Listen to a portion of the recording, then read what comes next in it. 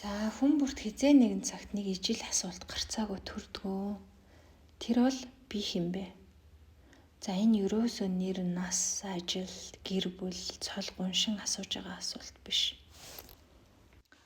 За би юуны төлөө төрсөн болоо? Би яах гэж энэ хорвоод ирсэн бол? Энэ бүхний утга учир юу юм бэ гэж өөрөөсөө асуудаг. За энэ бол сүнсний чинь гүнээс асууж байгаа асуулт юм аа. За энэ бол өөрийн чинь ухаарал руу хөтлөх хаалга байна. За ихэнх хүмүүс энэ асуултаас бол цухтдаг.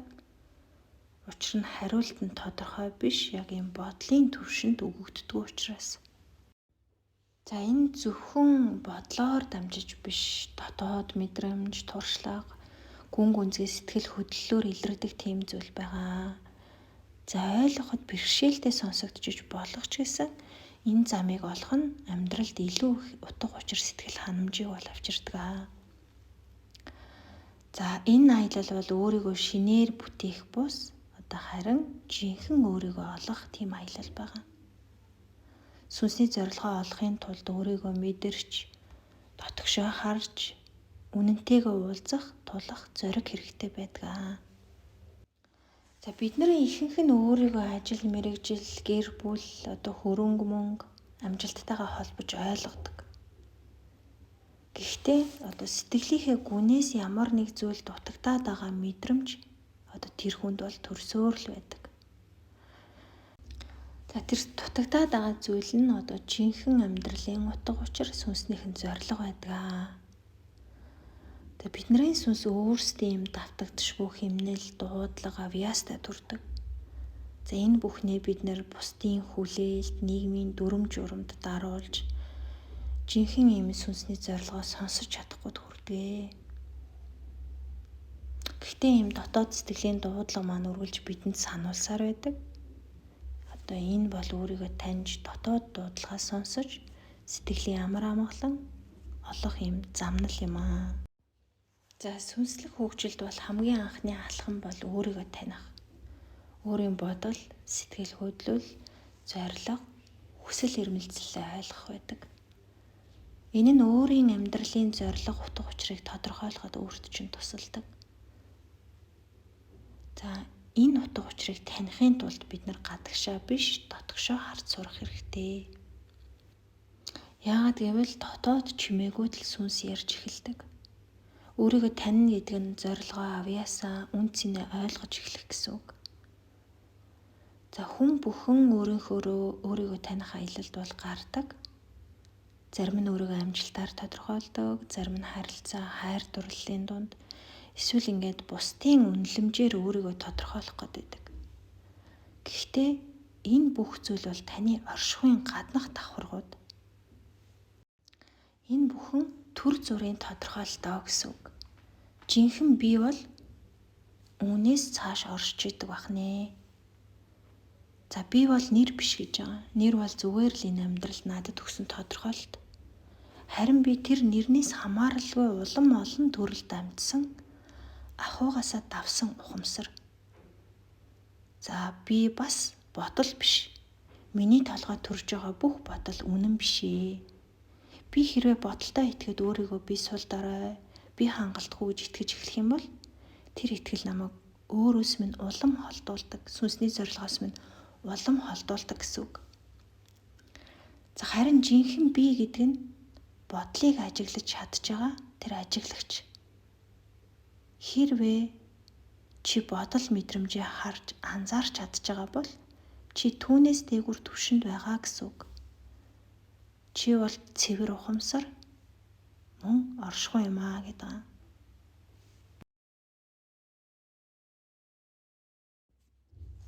Өөрийгөө танихгүйгээр сүнсний зорилгоо олохгүйгээр хүн амьдрахад хоосон мэдрэмж төрдөг, буруу чиглэлд алхах магадлал өндөр байдаг. За мөн бусдын хүлээлтээр амьдрах нь өөрийн чинь хүсэл сонирхол, үнэт зүйлсээс холдуулж ер нь ингээд нэг тийм бусдын хүслээр, бусдын амьдралаар амьдрахад хүргэдэг гэдэг байгаа байхгүй. Өөр тохироогүй ажил, өөр тохироогүй харилцааг сонгох нь өөрийн чинь сэтгэл санаа, амьдралын зорилгоо алдах, илүү их юм стресстэй, төвөгтэй байдлыг үүсгэдэг. За харин өөрийгөө таньсан хүн бол илүү тайван, зоригтой, мөн үннийг мэдэрсэн тийм амьдралаар амьдарч амар амгалан олж өөрийгөө нөхцөлгүйгээр хайрладаг бахнэ.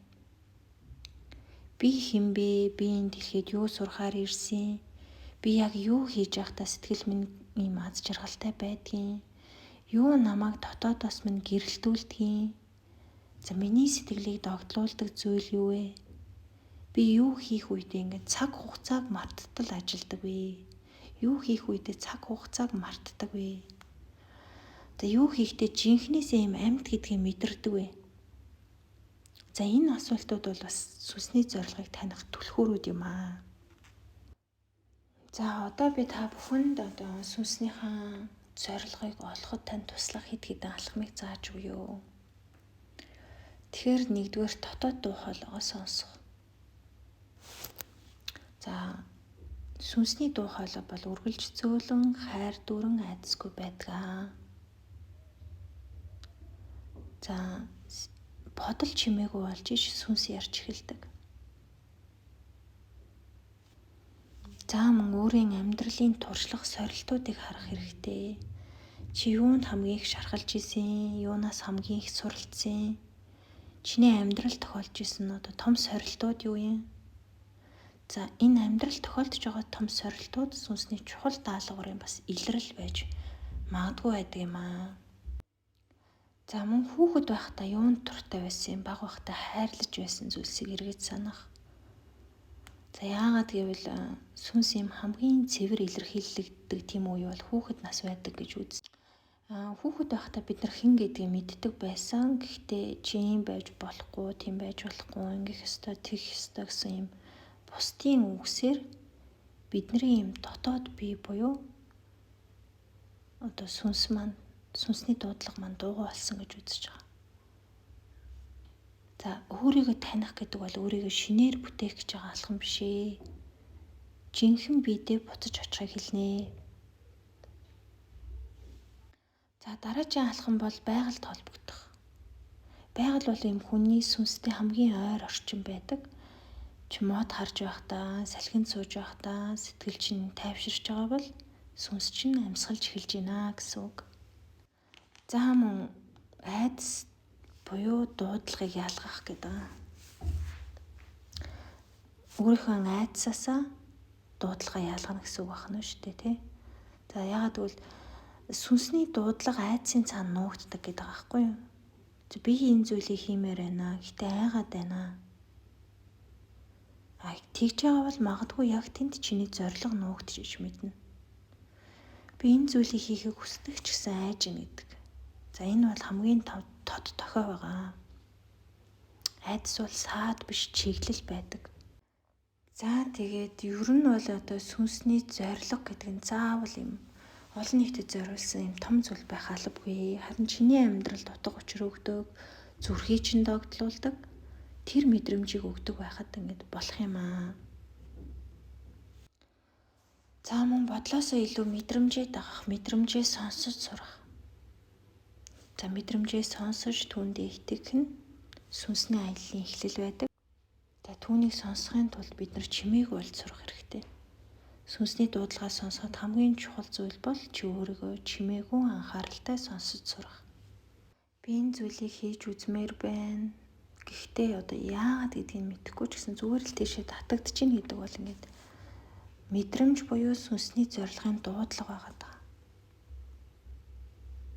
Тэгэхээр сүнсний дуудлагаа сонсож сурах нь өөрийгөө яг жинхэнэ утгаар нь таних эхлэл. За энэ бүхнийг одоо мэдрэхийн тулд зогсох хэрэгтэй, гүүхэ болох хэрэгтэй. Сэтгэлээ чимээгүй болгож сурах хэрэгтэй. За хүмүүс бас асуудаг миний сүнсний зорилго юу вэ?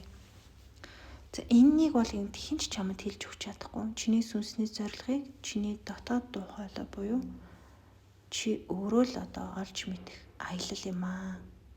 Хин нэгнээс асуух биш. Өөрөө олох аялал байдаг аа.